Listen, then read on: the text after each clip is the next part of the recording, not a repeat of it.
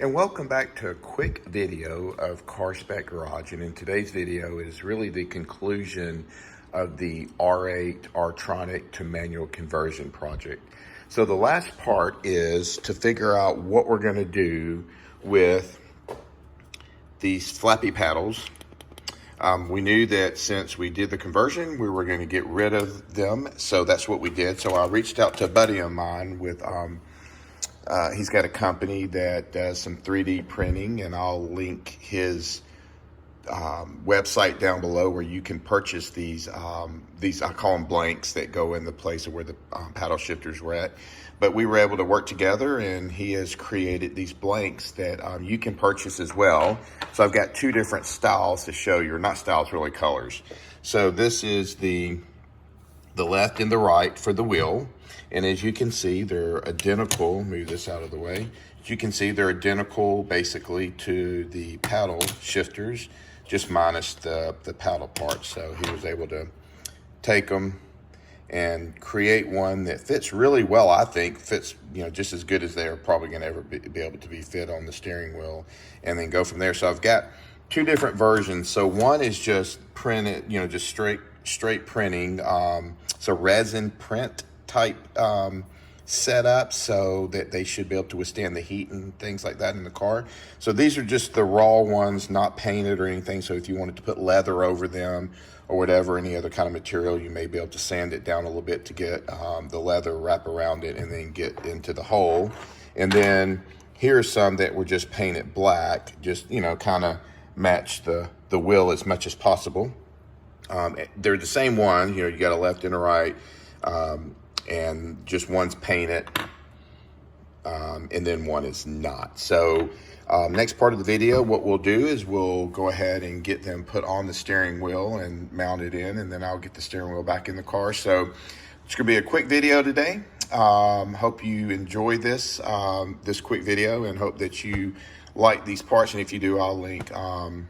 All right.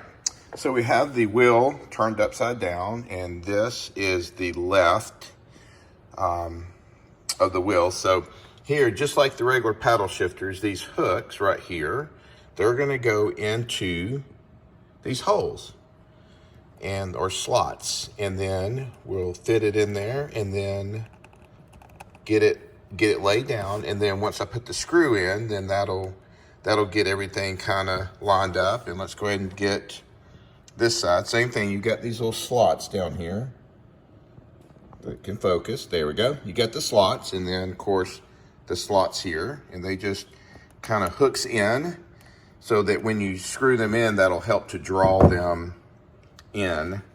And of course I'm doing this with one hand, so go from there. There we go. All right, so I've got that put in place, and so now what I'll do is give me a few minutes, and we'll go ahead and turn it around and get the screws in and lock everything into place. Okay, so now we get the screws in, as you can see. So now what we'll do is we'll just start to screw these in. And again, this is gonna lock in and hold these blanks in place. And just be careful. You don't have to over torque them or anything, just enough to where you feel like they're situated in well. And move this over a little bit, and then we'll get this side.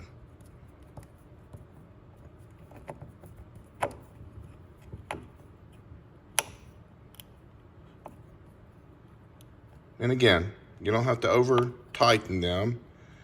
They shouldn't go anywhere. Just enough. And then we'll go from there. So I think, they fit fairly well.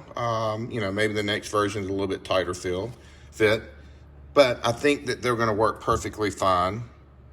It's hard to show it, but I think they're gonna work perfectly fine for our goal to get these holes completely covered. So that's really it. That's the quick video. I will send the link below to where you can purchase them, and if you like them or what have you, and go from there. Feel free to ask any questions you might have. Thank you, and see you in the next video.